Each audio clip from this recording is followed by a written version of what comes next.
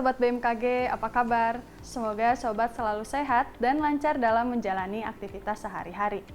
Sobat, sepanjang tahun 2022, Badan Nasional Penanggulangan Bencana atau BNPB melaporkan terdapat 3.522 bencana alam terjadi di Indonesia, di mana sebanyak 43% merupakan bencana hidrometeorologi dan banjir menjadi bencana alam yang paling sering melanda di sepanjang tahun.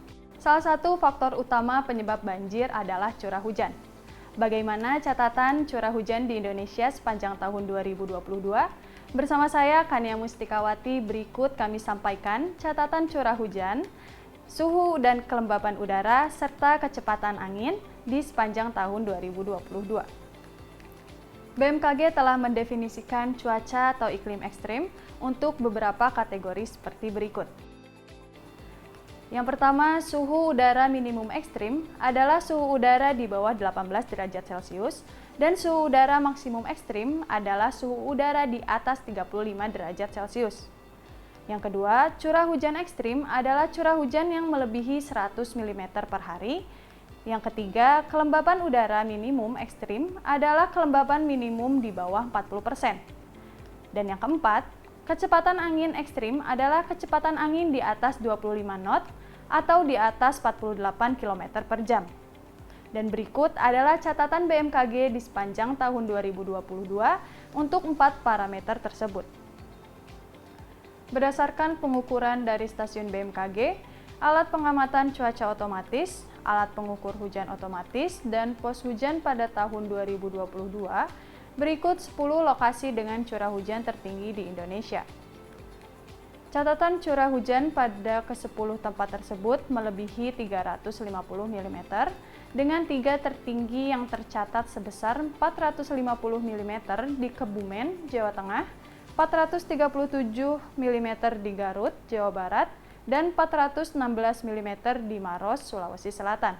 Sebanyak 50% atau 5 dari 10 kejadian curah hujan tertinggi terjadi di Pulau Jawa. Kejadian curah hujan tersebut cenderung terjadi di musim hujan dan musim peralihan baik kemarau ke hujan atau sebaliknya. Beralih ke parameter berikutnya yaitu suhu udara. BMKG mencatat 10 lokasi dengan suhu udara maksimum tertinggi dan suhu udara minimum terendah di wilayah Indonesia. 4 wilayah dengan suhu maksimum tertinggi adalah Stasiun Geofisika Kota Denpasar, Bali sebesar 38 derajat Celcius, Stasiun Klimatologi Pesawaran Lampung 37 derajat Celcius, Stasiun Meteorologi Bandara Internasional Lombok di Nusa Tenggara Barat 36,9 derajat Celcius, dan Stasiun Meteorologi Kabupaten Jayapura, Papua 36,9 derajat Celcius. Suhu udara di ke-10 wilayah dengan suhu udara maksimum tertinggi tercatat lebih dari 36,6 derajat Celcius. Nilai ini lebih tinggi 2,6 hingga 4 derajat dari rata-rata suhu maksimum di Indonesia yang berkisar 34 derajat Celcius. Sebanyak 3 dari 10 wilayah suhu maksimum tertinggi terjadi di Pulau Sumatera, yaitu Lampung, Aceh, dan Sumatera Utara. Kemudian untuk 4 wilayah dengan suhu minimum terendah ada di Stasiun Meteorologi Fransales Lega Manggarai, Nusa Tenggara Timur sebesar 10 derajat Celcius, Stasiun Meteorologi Enarotali Papua 10,3 derajat Celcius, Stasiun Meteorologi Silangit, Sumatera Utara 11 derajat Celcius, dan Stasiun Meteorologi Jayawijaya Papua 11 derajat Celcius. 10 kejadian suhu minimum cenderung terjadi di wilayah pegunungan Indonesia, seperti Fransales Lega Ruteng di Nusa Tenggara Timur dan Wamena Jayawijaya di Papua. Kejadian suhu terendah umumnya terjadi pada periode musim kemarau bulan Juni hingga September 2022. Sobat, anomali suhu udara rata-rata tahun 2022 dari data 91 stasiun BMKG di Indonesia secara dominan menunjukkan pola anomali positif sebesar 0,2 derajat Celcius. Hal ini menandakan sebagian besar suhu udara pada tahun 2022 mengalami kenaikan dibanding tahun 2021. Tahun 2022 menempati urutan ke-13 tahun terpanas. Parameter cuaca berikutnya adalah kelembapan udara.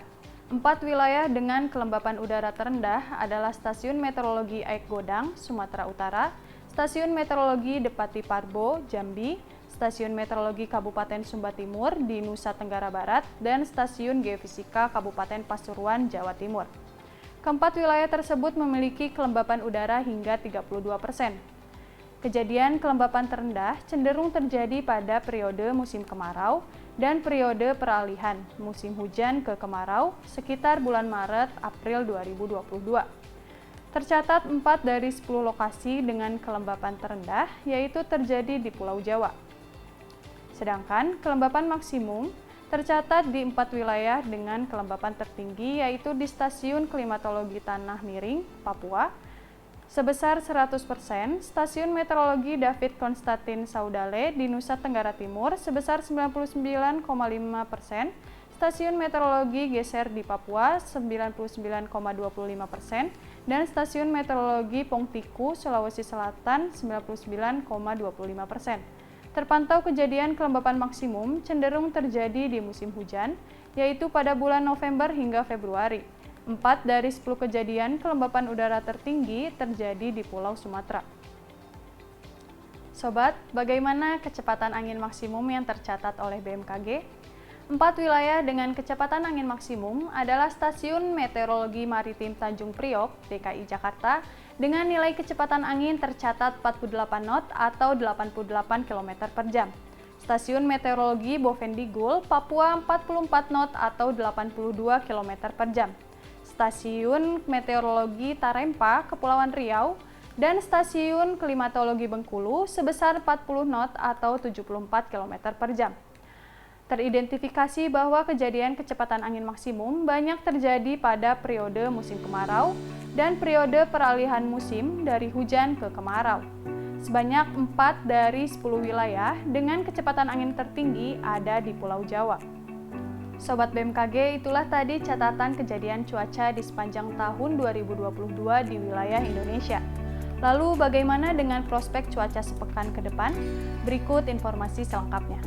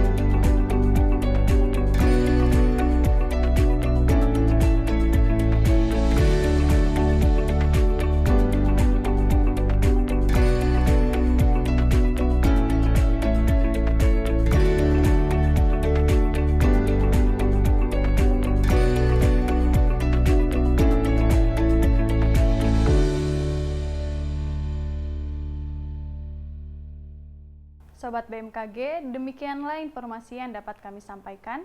Semoga bermanfaat bagi sobat semua. Kondisi cuaca di wilayah Indonesia sangat dinamis dan dapat berubah sewaktu-waktu.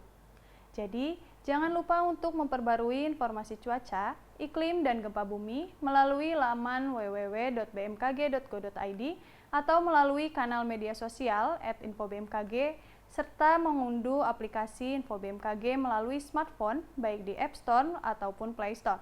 Sobat juga dapat menghubungi kami melalui call center di 196. Terima kasih atas perhatian sobat semua. Mari kenali cuaca dan lingkungan agar terhindar dari ancaman bencana hidrometeorologi. Tetap patuhi protokol kesehatan, salam sehat dan sampai jumpa.